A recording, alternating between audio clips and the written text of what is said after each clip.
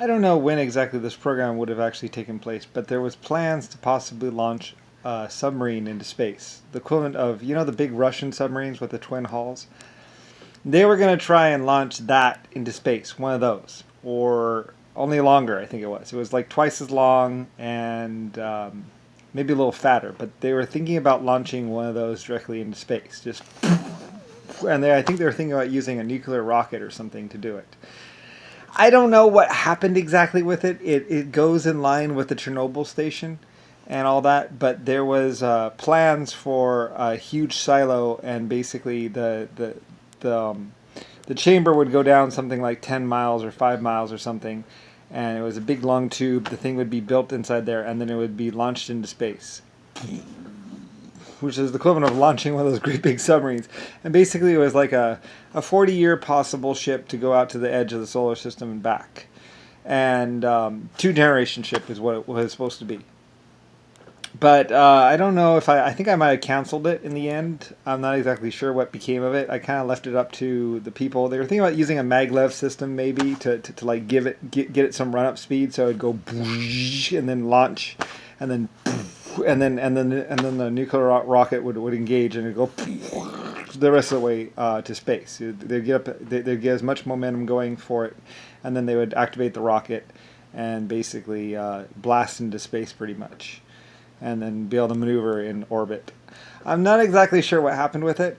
It was basically a slingshot spaceship pretty much, and it was huge and big, and basically they could pretty much live on it and all that kind of stuff. And it was an early program, and I think I might have canceled it in the end because I was like, guys, you guys are going to run out of food eventually. This probably isn't a good idea. I don't really think that you guys can actually do it. And I decided that it was just kind of too dangerous for my people to be undertaking, I think, in the end. I was like, I love you guys too much. I know you guys want to do it, but I don't think it's a good idea. And I don't know what exactly happened because of it. I think I might have put it on hold until we could get a easier and better way of getting into space. But I'm not exactly sure whatever happened. But basically it was a nuclear rocket to blast a submarine into space, basically, pretty much.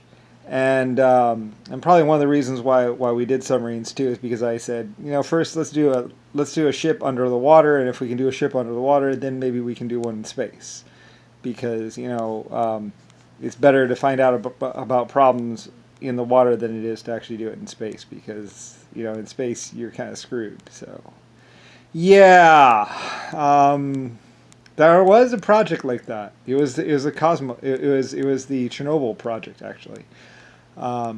And I think featured around Chernobyl itself, and the Chernobyl array was actually built for the Cosmos space station, as well as the Chernobyl rocket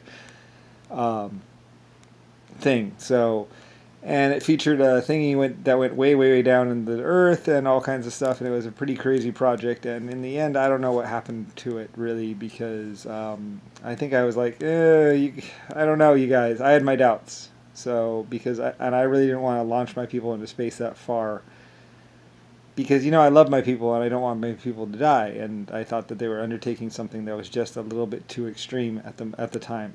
So I'm not exactly sure what they did. I just kind of left it up into their hands and just kind of let it go and just kind of worry about other things for a long time. So don't know.